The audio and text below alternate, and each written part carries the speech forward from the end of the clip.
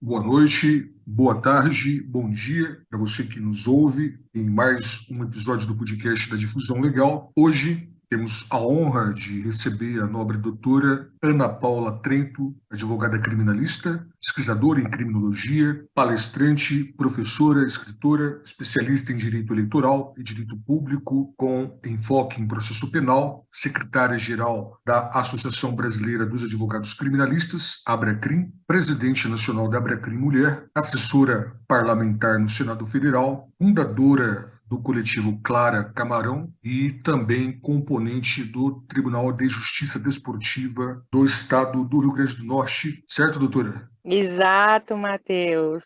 Bom dia, boa tarde, boa noite também. É uma alegria, uma grande honra estar aqui hoje no Difusão Legal, trocando aí conhecimento, trocando um pouco de história, para que a gente tenha cada vez mais vontade e expectativa nesse futuro que nos espera, né? Doutora, eu inicialmente, antes de iniciar os questionamentos para ti, eu quero agradecer de verdade dentro da gravação. Já tinha feito os agradecimentos fora da gravação, mas fazer um agradecimento público pela aceitação do convite, em participar na qualidade de entrevistada do podcast da Difusão Legal. Sem dúvida nenhuma, uma honra, uma grande oportunidade de quem ouvir o episódio de hoje de absorver um grande conhecimento jurídico, em vista a doutora é advogada militante na seara criminal, exerce inúmeras atividades, então, um currículo impecável, que, sem sombra de dúvidas, tem muito a contribuir com quem nos ouve. Iniciando então, doutora, eu pergunto para a doutora o seguinte: como que a doutora iniciou, como que a doutora decidiu iniciar a graduação em Direito, ingressar no mundo jurídico? Então, eu vou até além, tá? Eu vou chegar aí até como a advocacia criminal entrou na minha vida, Matheus. Eu entendo que esse chamado, do curso de Direito, ele é muito exclusivo desse aluno de humanas, desse perfil, daquela pessoa que não aceita injustiça, e esse foi o meu perfil desde pequenininha, tá? O de colocar a ordem, o de manter a ordem, o de realizar a justiça, de impedir que injustiças aconteçam, e essa foi, talvez, a maior questão que me levou para o curso de Direito, tá? E no curso de Direito, a gente vai desenvolvendo pouco a pouco, vai se apaixonando cada dia mais, e a minha matéria específica no curso de Direito, acredite, não era, tá? O penal, o processo penal, não. Fazia, gostava, mas não era o que eu queria atuar. Mas aí me formei há 15 anos atrás, já que eu sou advogada, e eu digo que a advocacia criminal você não escolhe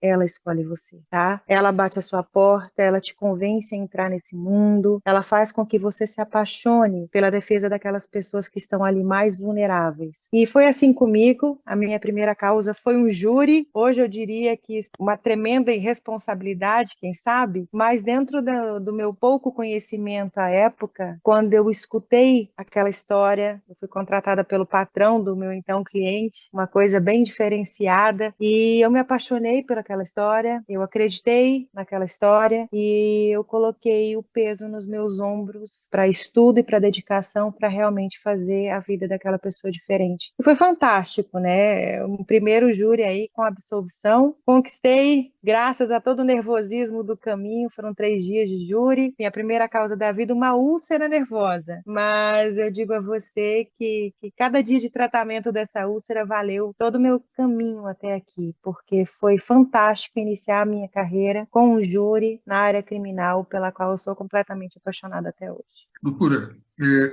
mencionando aqui a questão do júri, claro, respeitada a ética profissional e o sigilo do processo, como que foi o caso desse júri popular que a doutora patrocinou? Eu dou nome aos meus júris, tá, Matheus? Certo. Esse é o sniper americano. E o patrão desse, então, cliente bateu no escritório. E ele primeiro foi engraçado que ele procurava pelo advogado Trento, tá? Porque eu já tinha uma história com relação a esse tipo de defesa na faculdade, mas nada profissional. E aí ele procurou por um homem. Quando ele viu que era uma mulher, ele já ficou meio desconfiado, né? Nova, recém-formada, eu informei a ele que eu era recém-formada, e mulher. Então, foi bem diferente, assim, o impacto que ele teve, que eu senti. E no decorrer da conversa, eu acho que eu fui uma das poucas advogadas, quem sabe, de quem ele bateu a porta, que se interessou pelo caso. E eu lembro que era um rapaz, ele era militar, ele tinha saído da casa do bailéu, e aí falaram na linguagem popular que a namorada dele iria tirar o bebê, foi o que ele falou para mim. E ele correu até a casa da sua então namorada e entrou em vias de fato com o cunhado, derrubaram a sogra bateu a cabeça no meio-fio e foram todos para a delegacia. E a imagem do meu cliente foi parar na televisão, menos de uma hora depois chegou a primeira suposta testemunha, falsa testemunha, informando que reconhecia ele do assassinato de fulano de tal, né? 2 horas depois, outro casal, agora já um casal, se apresentou na mesma delegacia com uma história muito parecida, indicando ele como o assassino de fulano de tal. E aí, no decorrer disso tudo, ele foi preso, ele passou por muitas questões que infelizmente fazem parte do sistema prisional que nós temos hoje. Ele foi vítima de estupro, ele foi violentado em todas as formas que você conseguir imaginar. E depois de um tempo, né, nesse momento o patrocínio da causa não estava comigo ainda, nós conseguimos a liberdade dele e ele ficou trancado, digamos assim, na casa desse patrão. E essas mesmas testemunhas que de forma muito firme contavam essa história desde o começo, foram até a delegacia para informar que estavam sendo ameaçadas por ele. E nesse momento o patrão fez, olha, não quero que diga que ele está aqui em casa. Eu digo, mas ele vai voltar, vai ficar preso novamente, né? Se eu não tiver como liberá-lo dessa acusação que está lhe sendo feita, enfim. E aí ele foi preso novamente, acabou que nós conseguimos soltá-los. E uma semana antes do júri, todas as testemunhas do processo indicando que ele era o assassino, eu já sem mais ter o que fazer, porque eu de fato acreditei na palavra dele, eu de fato acreditei na palavra do patrão dele e de uma senhora que morava no interior da cidade em que eu morava e trabalhava, a 300 quilômetros, ou seja, ela olhou para mim, ela fez, ele estava no tapete da minha casa, era dia de carnaval, ele estava bêbado, enrolado, caído, ele não tinha condições de chegar em Natal e fazer o que essas pessoas estão falando que ele fez. Enfim, e aí sem mais ter o que fazer, peguei aquele monte de autos, assim, acho que eram uns 7 volumes e comecei a ler, e eu só pelo laudo do ITEP, que tinha o desenho de uma casinha, janela, porta, as testemunhas afirmavam que ele parou em frente à janela e disparou, subiu na moto e foi embora. Só que a pessoa, o tiro foi 5 cômodos para dentro. Então ele é um sniper americano, né? A bala saiu caminhando e procurando por ele lá dentro. E as testemunhas foram unânimes em dizer que ninguém entrou na casa, que ninguém arrastou o corpo.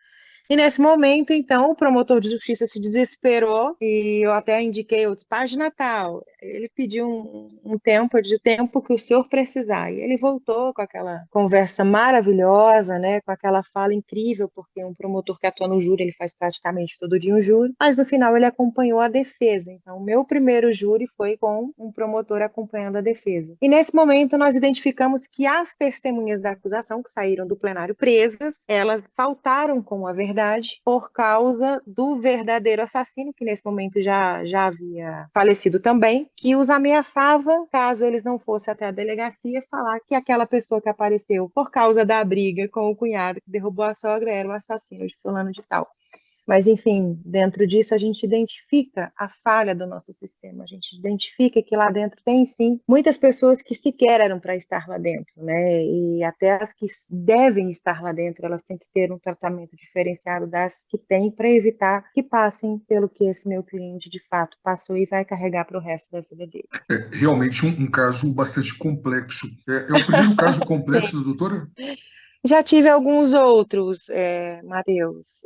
Alguns envolvem questão de violência sexual. Eu digo que eu não tenho limitação, tá, para atuação na área criminal. A minha limitação única eu vou ser capaz de efetivar a defesa com toda a minha força, com todo o meu conhecimento, sem nenhum preconceito, vou, tá? Essa causa eu vou assumir. Se eu sentir que algo já faz com que eu não vá me sentir à vontade dentro disso, não vá realizar e não vá dedicar o melhor de mim, eu não pego essa causa. Então, essa é a minha limitação. E a minha limitação normalmente se dá com relação a crimes contra idosos, crianças e mulheres. Ó, né? Sou mãe, sou mulher, sou filha, mas eu lembro de um caso que eu peguei com relação a um estupro, acho que foi o único estupro que eu peguei. E eu estava no escritório de uma colega, e nesse momento eu já tinha passado um pouco mais, né? Já tinha um pouquinho mais de estrada, e a secretária dela fez: eu quero falar com você, doutora Ana Paula. Eu, diga. Ela disse: não, mas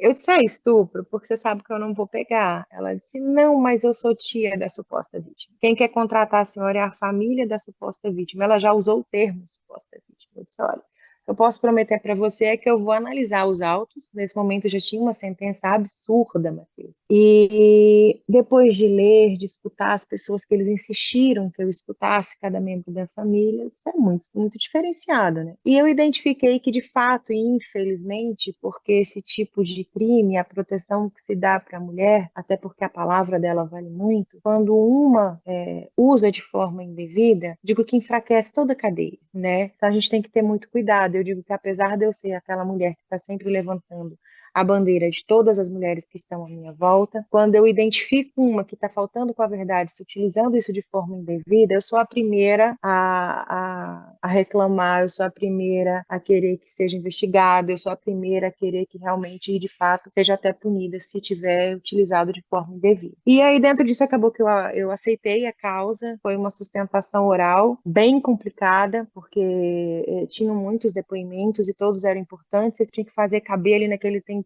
pequeno, e foi num dia que a minha mãe foi pela primeira vez para a UTI. Então, já subi para a tribuna, na hora que eu subi, ei, mamãe está entrando na UTI. Então, eu comecei a chorar, eu não sei se pelo nervoso do peso que estava nas minhas costas, tá? Tanto que no final eu até falei, né? Eu tirei a beca e fiz: agora eu passo para as costas de vocês o peso que estava nas minhas. E aí eu comecei a sustentação, e quando eu terminei, um magistrado conhecido já por fazer isso acompanhou, manteve a condenação. E o segundo, eu lembro que ele tirou os óculos, olhou bem para mim, me chamou, ele fez: menina. Aí eu olhei assim, eu até sorri, eu disse: gostei do menino. Ele disse: doutora, a senhora mentiu? Eu disse: excelência, eu não entendi. Ele disse: a senhora mudou vírgula de lugar, aumentou alguma coisa? Porque realmente a sustentação, unindo as duas coisas e o momento que eu estava vivendo, foi muito emotiva. Eu disse: não. Ele disse: eu sei que a senhora é conhecida por uma pauta de defesa das mulheres. A senhora está sempre em defesa. Se o que a senhora falou hoje aqui for verdade, eu vou voltar com o voto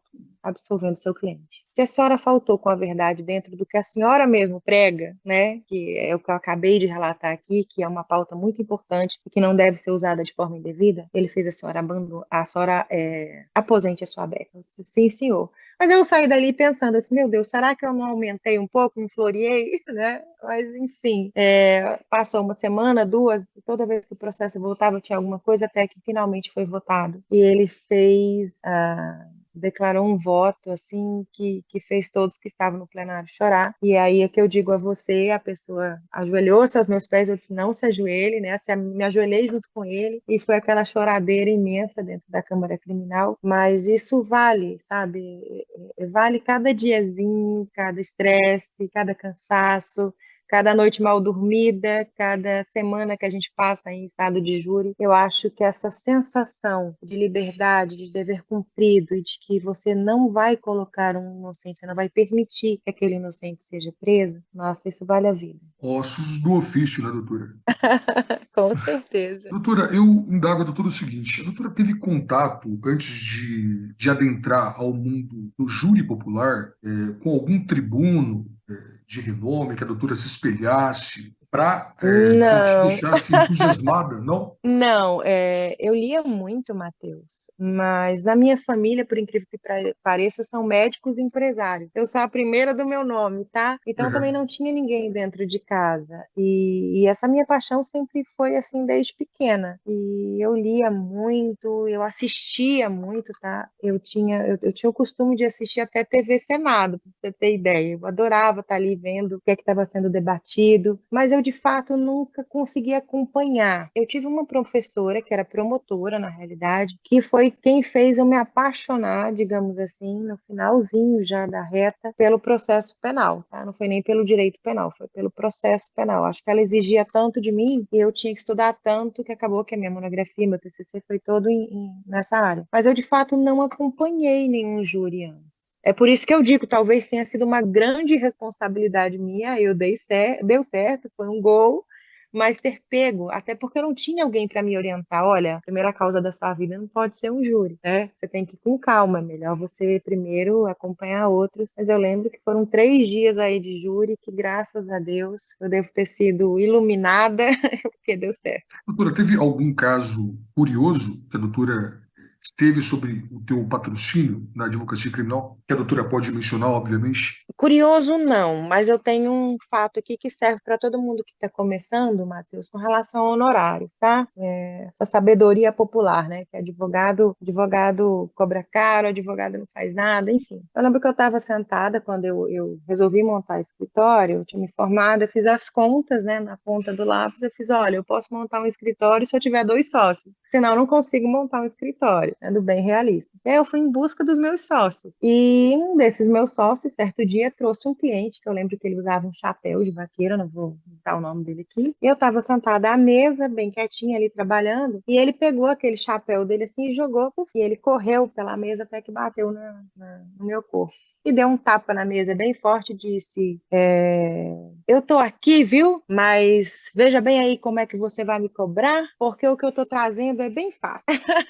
Eu só sorri, eu disse boa tarde, meu nome é Ana Paula, que bom que o senhor está aqui. Eu estou vendo que o senhor é uma pessoa extremamente lúcida até, eu acho que eu usei esse termo, foi lúcida, depois eu vi que eu até meio que deixei ele constrangido, inteligente.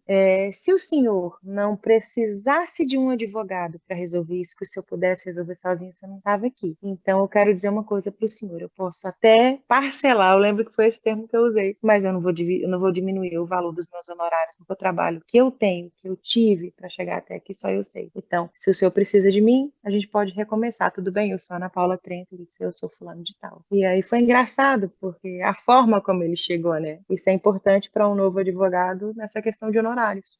Pelo que eu percebi, ele tentou se impor, né? Ou, aliás, impor o valor Ah, dele para a doutora, né? Um absurdo, esqueceu que diga-se de o lado passagem. de cá também, né? E aquela cliente e advogado não é um impor ao outro, é cada um dentro do seu conhecimento, da sua necessidade, né? Eu tô ali para trabalhar, ele tá ali para que eu faça a defesa dele, e dentro desse reconhecimento da valoração do trabalho do outro, né? Da confiança, enfim, que eu acho que é no que se baseia a advocacia. Exatamente. Doutora, saindo um pouco da tua vida profissional e entrando na tua vida pessoal, a doutora é natural do Rio Grande do Norte ou não? Não, morei a vida inteira, eu sou a paranaense mais potiguar que existe, tá? Do Paraná, Mas doutora? eu nasci em Cascavel, Paraná. Como a doutora é paranaense, minha conterrânea. Exato. E a doutora resolveu.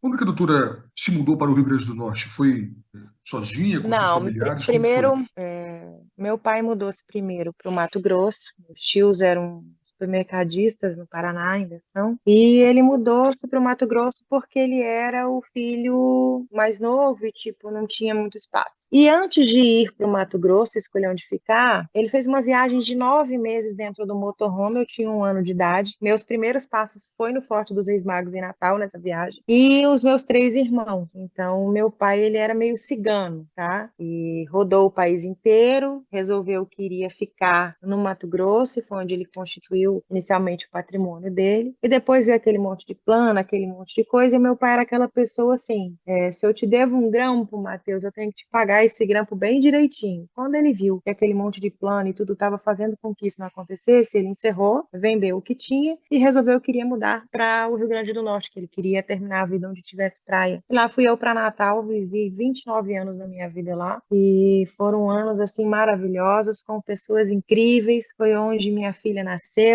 foi onde eu me formei, é onde eu tenho grandes amigos. A doutora tem familiares ainda no estado do Rio Grande do Norte? Tenho familiares, tenho tudo. E o sotaque, inclusive, também, né, doutora? Misturado, né? Você já nem sabe mais de onde eu sou. Bem, retornando para a tua vida acadêmica, doutora, vejo que a doutora é especialista em direito eleitoral, em direito público, com enfoque em processo penal.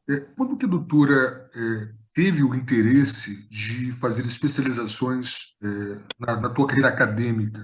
Foi em decorrência da tua vontade de lecionar, de ser uma docente, ou foi por questões estritamente Não. profissionais da advocacia? Inicialmente foi aquela necessidade de estar sempre atualizada, né, Matheus? Eu digo que o curso de Direito, eu hoje estou no 11º período, tá? Que não acaba nunca mais. Então, eu tô sempre me atualizando e eu digo isso para todos que estão aí nos ouvindo, que ainda são acadêmicos, que já já vocês chegam nesse 11º período, que ele é o melhor das suas vidas, vai ser o melhor das suas vidas, mas ele é muito exigente. E aí eu não parei mais, né? Eu fiz vários cursos depois desses também, devido à necessidade de atualização, até porque eu te falei, eu era a primeira do meu nome, eu não tinha ninguém na família, não tinha nenhum grande advogado, eu não estava compondo nenhuma banca nesse momento, então eu tinha essa necessidade de estar aprendendo, nem que fosse sozinha. E aí eu comecei a me capacitar, e você sabe que a mulher, para ter voz, ela tem que se capacitar 3, 4 vezes mais do que o homem, né? É mais complicado, nós temos um teto de vidro aí bem amplo, e acho que foi dentro disso. E depois desse início, dessa capacitação para a área de atuação mesmo, aí eu comecei a dar pequenas palestras, e aí eu me apaixonei por esse outro lado. E aí eu comecei a me capacitar para esse outro lado, porque a troca de conhecimento, ela é muito maravilhosa. Eu acho que ela faz toda a diferença na vida de um advogado ou de qualquer profissional, qualquer área. Quando você é professor, você está aprendendo todo dia também. Sem sombra de dúvida, e contribuindo diretamente para a formação de outros profissionais, né? Vejo que a doutora também é pesquisadora em criminologia, então indago a Isso. doutora qual que é a importância da criminologia. Por Ah, que ela é que a muito grande. doutora resolveu ingressar nos estudos da criminologia? Matheus, questões práticas também de processo inicialmente, tá? E Certo. depois porque eu tinha esse grupo de pesquisa da UFRN, ele está sempre entregando para. Eu gosto da questão prática também, da prática, tá? Eu gosto de unir o estudo com o que você consegue fazer com ele de forma efetiva. E esse grupo de pesquisa que eu participo, ele todo o final da pesquisa, ele entrega para o executivo o resultado daquela pesquisa como forma de melhorar a situação daquela área pesquisada, tá? A gente encontra problemas, mas a gente indica soluções também. E acho que foi meio por causa disso, né? Eu vi nesse grupo de pesquisa essa possibilidade de estar ali mapeando, de estar encontrando não apenas o problema, mas a solução. E eu acho que é isso que a gente tem que focar, né? Na solução. E aí entrei, nunca mais saí, e faz toda a diferença em todas as minhas áreas de atuação, digamos assim, porque esse estudo da criminologia abre a sua mente para outras perspectivas que o advogado não tem, tá? Que um professor por vezes não tem. Então ele consegue olhar para aquele caso de forma diferenciada. Eu acho que é importante. Sem sombra de dúvidas. Quando que eu vejo que a doutora é secretária-geral da Associação Brasileira dos Advogados Criminalistas, Abracrim, é presidente Isso. nacional da Abracrim Mulher, foi vice-presidente estadual da Abracrim Rio Grande do Norte. Quando que a doutora ingressa nos quadros da valorosa Abracrim? Então, meu presidente, eu digo que a minha caminhada na Bracrim aí deve ser ao meu presidente Aquiles Perazzo, do Rio Grande do Norte, meu eterno presidente. Ele me ligou, nós atuávamos juntos na OAB, na seccional, na prerrogativas, né? Eu sempre muito atuante, sempre queria estar presente nas diligências, e nós participamos de uma em específico, e ele olhou para mim no final assim, ele fez: "Eu te quero como minha vice-presidente". Eu comecei a rir, porque eu nem sabia que ele era presidente, né? Eu fiz: "Não, sem problema", né? Eu levei na brincadeira. Ele disse: "Não, eu tô falando sério. Eu preciso que a doutora faça a sua associação, porque nós precisamos de mais mulheres". Aí ele me conquistou, né? De mais mulheres ocupando espaços, e a doutora. E aí eu fiz a minha associação na mesma hora, e foi uma parceria de grande união e sucesso, graças ao carisma, graças à capacidade, à competência, à vontade, à paixão que o Aquiles tem pela advocacia criminal. E eu hoje tenho nele um grande amigo, um irmão. Eu digo para ele que ele é meu irmão. Ele participou de todas as etapas da minha vida depois que me conheceu, o falecimento pai, lá estava a Bracrim inteira, a madrugada inteira, porque descobri na Bracrim, e esse é o motivo que me mantém nela até hoje, que somos uma família, Matheus. Então, além dessa questão da atividade profissional, como o Auri tem bem colocado, a Bracrim hoje não é mais só questão de defesa de prerrogativas, de violações. Ela está ali para capacitar aquele advogado, para elevar a advocacia criminal. E nesse caminho acabou que eu fui ficando, que eu fui trabalhando. Na pandemia foi uma grande corrida contra o tempo, aqueles associados que não vinham perspectiva. A advocacia foi foi uma das atividades, eu acho que bem prejudicadas durante a pandemia. E a gente resolveu ficar cada vez mais unido em crescimento e fortalecimento. Então a gente focou muito nessa parte acadêmica, tá? Nós criamos os grupos de estudos, depois as plataformas, e acabou que isso fez a Abracrim Mulher crescer muito. Eu já fazia parte da diretoria nacional, eu era diretora institucional da Abracrim Mulher Nacional. Conheci minha eterna presidente na última conferência da Mulher Advogada, me apaixonei pela advogada que ela é, pela mulher firme que ela é, e foi quando ela me convidou para participar da diretoria nacional. E eu aceitei, e sem a pretensão de ocupar, isso passava longe da minha cabeça, inclusive dos meus pensamentos, eu trabalhei muito durante a pandemia, e ao final ela olhou para mim, ela fez: Ana, eu vou me afastar da presidência e você é a minha sucessora, aceita? Eu disse: nossa, eu acho que eu não sei fazer isso. Eu acho que tá bom onde eu tô. Ela disse: não, eu te treinei até agora, você é a minha sucessora. E aí eu aceitei, resolvi aceitar. A Abracrim Mulher é uma comissão de muitas mãos, Matheus, e o nosso objetivo é ter cada vez mais mãos para que a gente possa alcançar aquela advogada que está lá na pontinha do país, esquecida, achando que ela não pode, né, ser uma advogada criminalista, que ela não tem, por vezes, até esse direito. E aí ela vê, dentro de todo o trabalho da Abracrim Mulher, nós estamos aí com a terceira edição da revista acadêmica, inclusive, que vai ser lançada no EBAC, com artigos acadêmicos maravilhosos, mulheres escrevendo sobre tudo, mostrando que elas não apenas escrevem sobre tudo, mas escrevem muito bem. Estamos com todos os projetos, eu não sei se você acompanha, a diretoria de pesquisa, que está com uma pesquisa a nível nacional em todos os estados do sistema prisional feminino. Nós estamos mapeando os problemas, encontrando as soluções. Essa minha parte de pesquisadora tem ajudado muito. E no final nós vamos fazer, sim,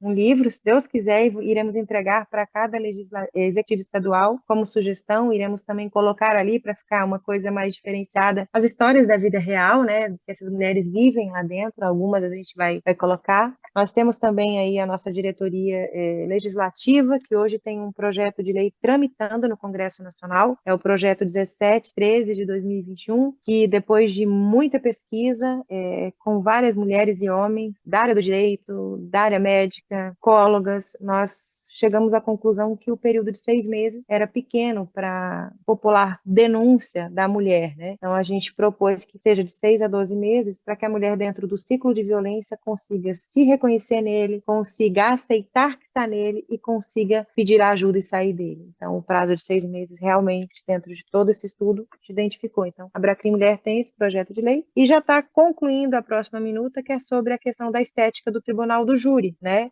Que tanto nos preocupa e nos prejudica, e aí, quando eu digo nos prejudica, desprejudica aquela pessoa que está sendo julgada. Enfim, a Abracrim Mulher tem aí várias áreas de atuação, que é exatamente para fortalecer cada vez mais a advogada criminalista, para que ela tenha certeza de que ela não está sozinha nessa caminhada. Excelente. Doutora, a doutora mencionou anteriormente que o teu ingresso no sistema Abracrim, porque eu entendo que a Abracrim é um sistema, né, ocorreu em virtude do convite do nobre doutor Aquiles Pirazo, né?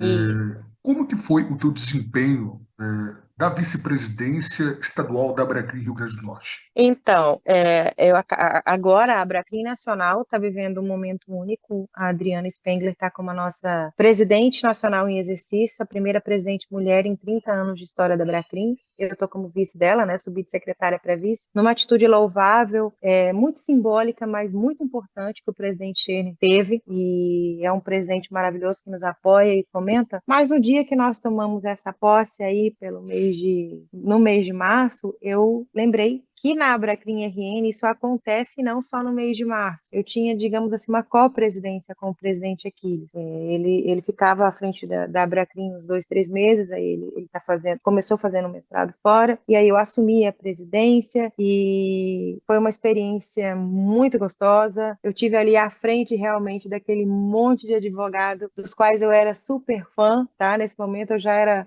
apaixonada pela atuação individualizada de cada um deles, eu acompanhava dia a dia porque eu ia para fórum, participava, então estar à frente, sabe, e ser respeitada e receber o apoio de vários homens, porque a advocacia ela ainda é muito masculina, a advocacia criminal você imagina que é mais ainda, e ainda mais alguns anos atrás, então foi muito diferenciado esse período da minha vida, tá? Em que no lugar que talvez eu pudesse pensar que iria ter um embate maior, né, para demonstrar que eu estava ali no lugar por direito, por merecimento, como nas palavras do meu presidente, mas eu tive muito apoio. Então, eu digo que a Abracrim, e hoje nós temos uma diretoria nacional composta de 12 advogados e 12 advogadas, paridade bem correta, a Abracrim é realmente uma associação que está à frente de muitas outras nesse sentido, tá? Da abertura do papel da mulher, do reconhecimento, e é por isso que eu sou apaixonada pelo, como você disse, pelo sistema Abracrim, que é a família Abracrim, né? Exatamente. Doutora, a doutora mencionou anteriormente que foi convidada por uma advogada para ser a sua sucessora à frente da presidência nacional da Abracrim Mulher. Mas a doutora não declinou Isso. o nome dela. Qual que seria a nobre doutora? Vitória, Vitória Rocha. Eu digo que ela é minha eterna presidente, tá? Ela tá no Ceará não, desculpa, Sergipe. E o dia que eu encontrei com a Vitória, eu tinha terminado a minha palestra na conferência e eu fui para a sala em que ela estava por causa da temática. E quando ela começou a falar, naquela época eu tinha acabado de entrar na Bracrim, eu não entendia muito essa questão institucional interna ainda. Mas eu não parei para assistir a palestra dela porque ela era minha presidente. Eu parei porque realmente a palestra dela estava assim apaixonante, estava todo mundo com os olhos parados, sabe, prestando atenção. E quando ela concluiu a palestra, que falaram que ela era presidente nacional da Bracrim, nossa, eu corri lá para baixo para tietar, para fazer foto. Foi quando ela disse: você é nova na Bracrim, você é da Bracrim RN, né? Eu sou. Ela disse: eu quero fazer um convite para você, mesmo que você ainda não tenha tempo de casa, mas porque o trabalho que está sendo realizado lá, junto com o Aquiles, com relação à abertura para a mulher, está sendo fantástico. Então, a gente quer trazer, se eu pudesse, eu traria você e o Aquiles para a comissão. Como eu não posso, eu vou trazer só você. E aí foi maravilhoso. Vitória Rocha é uma das advogadas, é tribuna também, mais aguerridas, mais justas que eu conheci em toda a minha caminhada. Minha eterna presidente. A doutora Ela foi já a primeira ou foi a segunda? A doutora mencionou anteriormente também as inúmeras e valorosas e importantes contribuições da Abracrim Mulher. Qual que é a importância, na tua ótica, doutora que está à frente da presidência nacional da Abracrim Mulher, qual que é a importância da Abracrim Mulher para as advogadas criminalistas no Brasil? Matheus, é aquilo que eu te falei. A advocacia criminal ela não é fácil, a advocacia criminal feminina menos ainda, tá? Então, quando a Abracrim Mulher existe e ela está em todos os estados da federação, nós temos as presidências estaduais, replicando esse trabalho de capacitação, atualização, fortalecimento, aquela advogada que está ali, quietinha, que por vezes sofre violações que são maiores que as dos homens, infelizmente, ela sente essa força, ela consegue dar esse passo em direção a essa vontade dela de advogar na área criminal. Ela se sente segura, tá? Ela sabe, pela Bracrim Mulher, que ela não está sozinha. E que ela não está sozinha só com outras mulheres. Ela sabe, como eu te falei desde o começo, que ela está ali compondo uma família de advogados, que é um por todo e todos por um. Sabe o motoboy? Pronto. Quando uma motoboy cai, vem aquele monte. Na Bracrim nós somos assim. E a advogada criminalista tem visto isso e tem sentido esse espaço que, graças a Deus, nós estamos conseguindo conquistar a muitas mãos com relação à parte acadêmica, com relação à pesquisa, tá? Na área prática mesmo. Então, é muito importante que nós temos, por exemplo, a CADEP, né? A nossa comissão de acadêmicos de direito. Eu digo que a CADEP é a Bracrim desde sempre e para sempre. Então, aquela bacharel em Direito, aquela acadêmica que ingressa na Bracrim ainda na CADEP, ela está ali ao lado de grandes nomes como Thaís Matarassá, Maíra Fernandes, Vitória Alves, e ela começa a identificar nessas pessoas aquilo que eu não tive lá atrás, lembra? Você fez, Ana, você espelhou em alguém? Não apenas se espelhar, ela tem alguém para lhe ensinar, que está ali naquele grupo com ela de WhatsApp. Nós estamos lançando agora o Código de Processo Penal e Código Penal pela Abracrim. A Abracrim Mulher vai ter a sua participação, claro. Então, os nossos acadêmicos, os nossos associados, eles vão estar num Código de Processo Penal junto com grandes autores, que são advogados criminalistas renomados da Abracrim, que vão estar ali comentando tantos artigos. Então, é uma possibilidade, né, uma abertura muito grande, tanto para o homem e mais ainda para a mulher. A gente está sempre com esses projetos para capacitar, atualizar e fortalecer cada vez mais essa advogada que tem essa vontade de estar aí sentadinha no primeiro degrau lá em defesa dos direitos de outra pessoa. Excelente. Doutora, anteriormente, a doutora mencionou que a Abracrim Mulher ela é uma comissão nacional do sistema Abracrim. Procede? É isso Isso, mesmo? Eu não tinha esse conhecimento. procede. Tá, eu gostaria de saber o seguinte: há pretensões no horizonte da Abracrim Mulher se desmembrar da Abracrim, com Não, personalidade jurídica própria, estatuto, ou não há essa não, perspectiva? não há de forma nenhuma. O que há é o crescimento dos espaços com a paridade que já está acontecendo, tá, Matheus? Inclusive, eu espero que a próxima presidente aí, de fato, não só em exercício, seja uma mulher. E o que nós queremos é ocupar o mesmo espaço, é ter a mesma visibilidade dentro da capacidade, é que eu digo, é importante você se capacitar. Ana, você é feminista, você vota numa outra mulher só por ser mulher? Seja para o sistema Bracrim, seja para qualquer outra questão? Não. É por isso que eu quero capacitá-la, entendeu? Ela tem que ocupar aquele espaço. Aquela que sobe tem por obrigação puxar a mãozinha daquela que foi lá embaixo, mas capacitando. E é isso que a gente faz dentro da Bracrim. Então, Perfeito. a gente não quer romper. A gente quer ter dentro da Bracrim Mulher as pautas específicas que precisam se fortalecer ainda, porque nós temos pautas específicas, mas dentro do todo. Nós não queremos estar ali falando sozinhas, tá, Matheus? Nós queremos que os homens estejam nos escutando, como nós escutamos as pautas deles, para que nós possamos construir um mundo mais justo juntos. Excelente. A doutora, além de presidente nacional da Abracrim Mulher, a doutora também é secretária-geral da Abracrim Nacional. Isso mesmo, né? E como que é o Exato. desempenho dessa função, dessa nobre função, doutora? É uma função do dia a dia que você está ali, é muito gostosa, é muito trabalhosa, minha mãe diria muito custosa.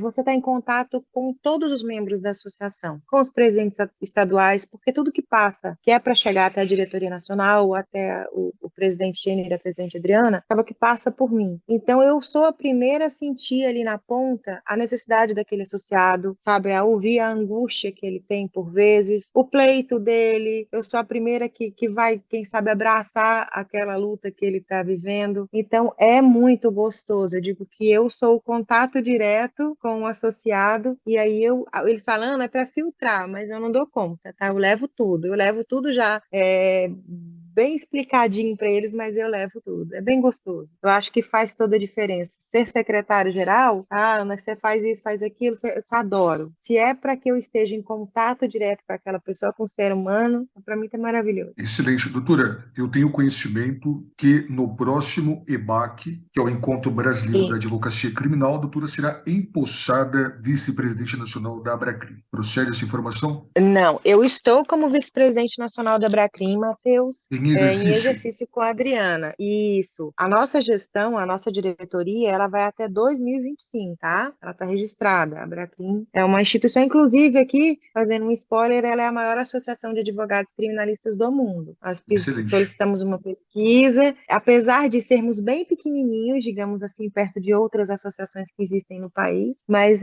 a nossa pauta é muito específica e nós descobrimos, foi uma grata surpresa, sou muito honrada por isso, que ela é a associação de advogados criminalistas a maior do mundo. Ou seja, o presidente Scheiner e a vice-presidente É, Adriana prosseguem no mandato. prosseguem até 2025. Doutora, entrando na seara do EBAC, do próximo EBAC, gostaria que a doutora falasse um pouco do Encontro Brasileiro da Advocacia Criminal, salvo o melhor juízo, que será realizado em Em Brasília, Brasília. né? Doutora, Isso. puder, por gentileza? Ele é o nosso 12º EBAC, mas esse ano ele é o EBAC 30 anos, porque é o ano que a Abracrim comemora seus 30 anos de fundação. Nós teremos aí um EBAC bem diferenciado, que está com palestrantes escolhidos a dedo para fazer uma grande festa. Ele acontecerá nos dias 14, 15 e 16 de junho, aqui em Brasília. Vai ser no Royal Tulip.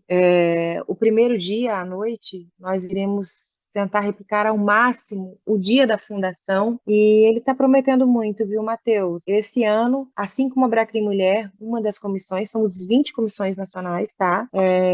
Que estão sendo reestruturadas pelo Xerida e pelo Adriano, um trabalho muito bonito. Nós estaremos todos unidos para fazer uma grande festa da advocacia criminal aqui em Brasília, na capital federal, e não poderia ser diferente. Sem sombra de dúvidas, um excelente evento que farei questão, né, de participar, de prestigiar. É muito importante. Agora, qual que é a importância desse Encontro Brasileiro da Advocacia Criminal, principalmente para o Ah, networking? Eu tenho absoluta convicção de que o sistema Abracrim, digo também em relação ao evento ah. que será realizado em breve, ele proporciona também um grande networking entre os advogados criminalistas e as advogadas criminalistas dentro do Brasil, né? Qual que é a importância Aham.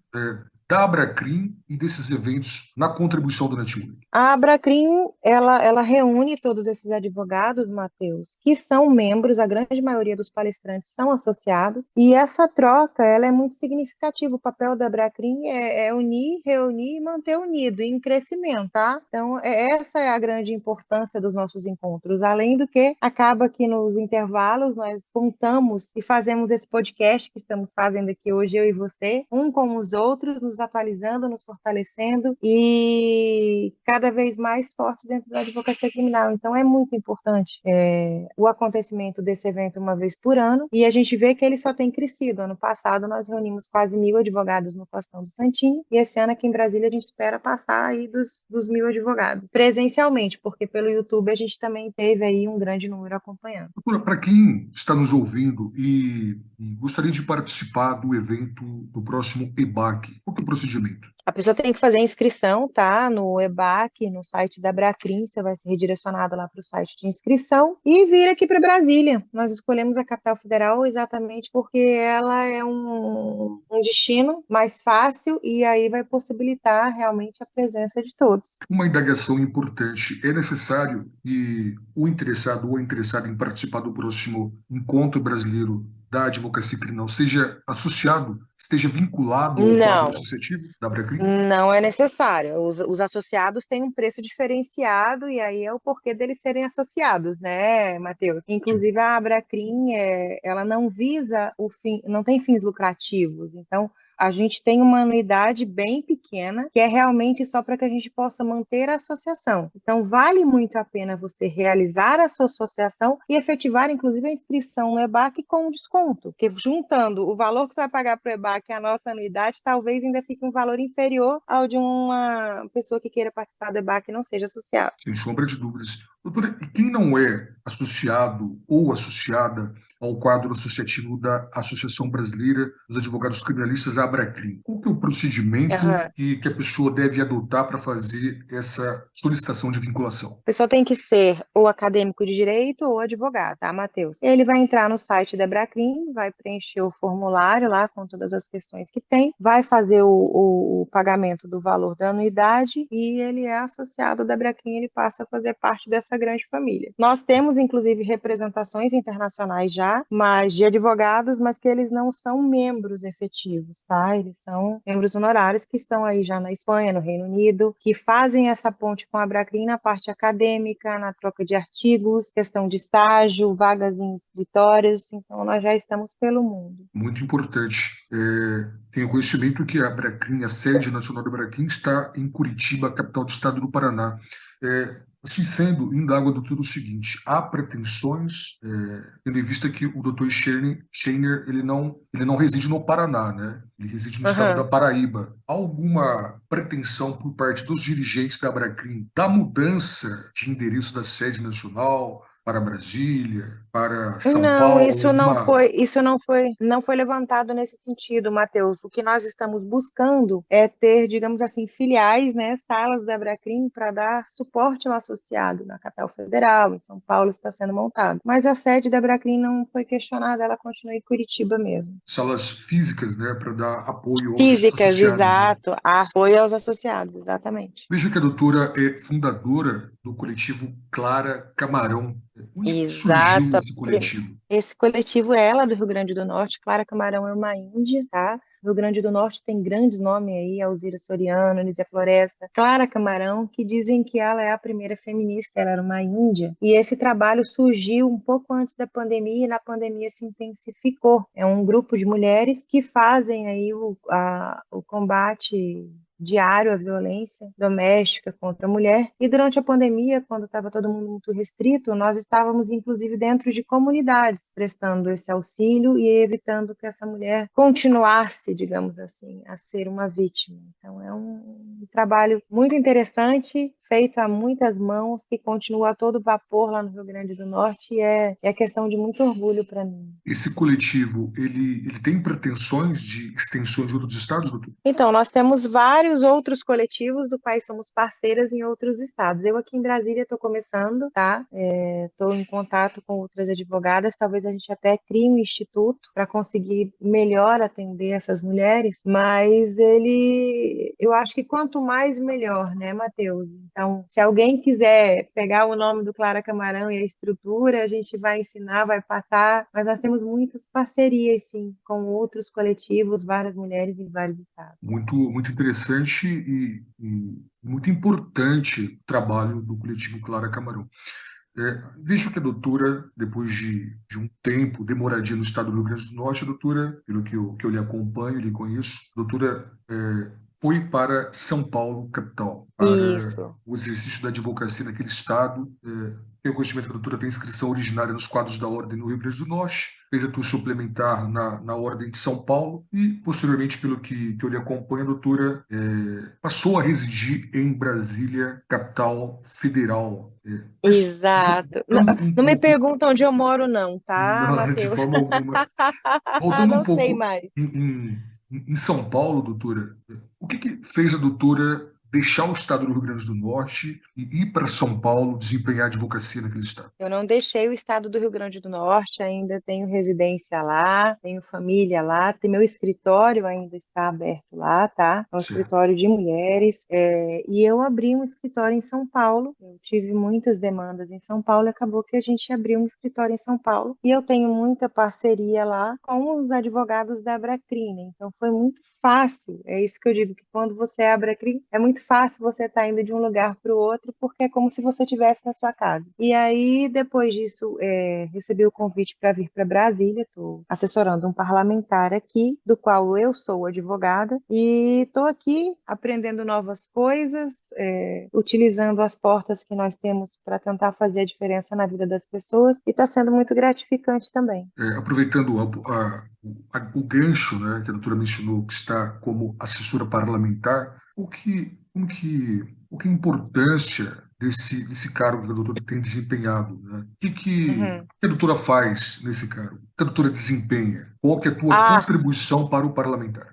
assessoria legislativa, questão de projeto de lei, tá? Mas é que todo mundo faz um pouco de tudo. Então eu estou aprendendo muito, aquelas discussões que nós temos nos grupos dos advogados, depois que a lei está pronta, eu estou tendo a oportunidade de trabalhar ela e tentar deixá-la, né, dentro das bandeiras do meu parlamentar, o mais próxima possível do que é necessário. Então, esse debate ele está acontecendo agora na minha vida, no momento anterior, e está sendo muito importante. O conhecimento que você tem disso para a advocacia também está sendo muito importante, está abrindo muito a minha forma de pensar, os horizontes, a forma de interpretar a lei, aquilo que você colocou no começo, né, Matheus? Conhecimento em todas as áreas, quanto mais melhor. E como que é conviver dentro de Brasília? Brasília é uma grande metrópole, capital do federal, centro do poder. Como que está sendo essa experiência para a doutora? Está sendo bem diferente, Matheus. mas está sendo muito dignificante também, porque como eu te coloquei, tudo muito novo aqui, né? As pessoas aqui em Brasília, as que eu conheço e as que eu convivo, na sexta-feira vão para suas casas, para os seus estados, e eu, como estou residindo aqui agora, né? Tirando as vezes que eu vou para São Paulo ou para Natal, eu fico aqui. Então, a minha vida daquela cidade menor, como Natal, que é uma grande cidade também, é uma capital, teve um impacto diferenciado, né?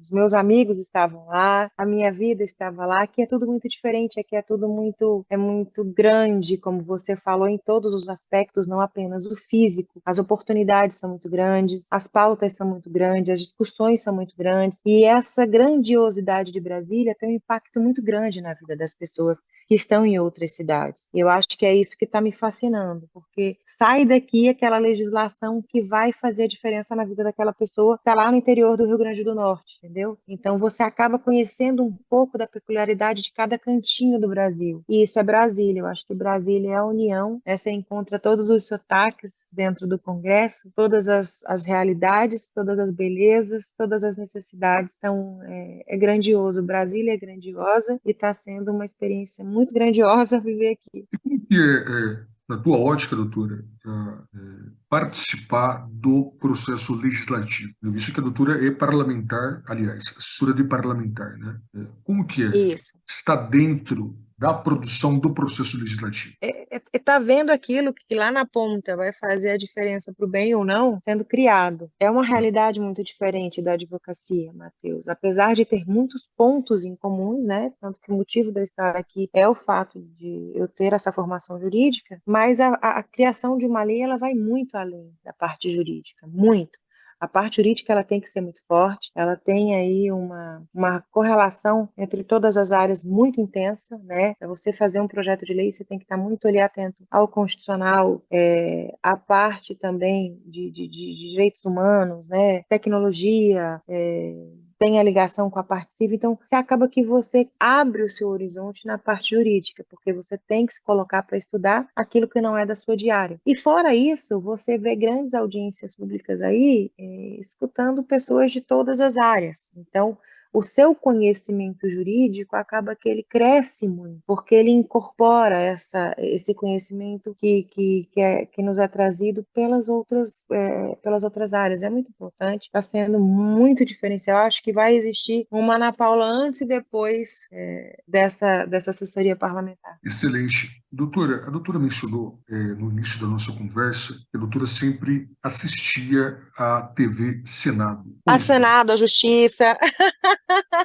pois bem, indago a doutora o seguinte: agora que a doutora está dentro do Senado Federal, a doutora acompanha próxima, né, pessoalmente, a rotina do Senado Federal, essa importante casa legislativa, e também a doutora acompanha pessoalmente a rotina dos tribunais superiores. Mudou alguma coisa? Qual que é a sensação de estar A, pessoalmente sens- agora? a sensação é que você está dentro da cartola do coelho, viu, Matheus? Que é de onde é formado ou onde termina tudo, né? Que o STF dá a última palavra, mas ele também é quem erra por último. Então eu estou vivenciando de fato, com muita intensidade, todas as etapas desse processo que a gente acompanha de longe, né? Que eu digo que o Brasil também, ele é aí pioneiro em colocar na prática e fazer com que os brasileiros vivam na prática tudo que está ali na legislação. Foi criado para uma hipótese matrix, mas acaba que nós vivemos isso todos os dias. E aqui está sendo essa a sensação, né? De que eu estou vivendo realmente tudo aquilo que eu vi ali pela tela, como você falou, pela televisão, muito atenta, mas por vezes até sem entender muito o que estava acontecendo, o que estava sendo debatido. Então está sendo muito diferente viver esse outro mundo, viver esse começo, esse meio, esse fim. E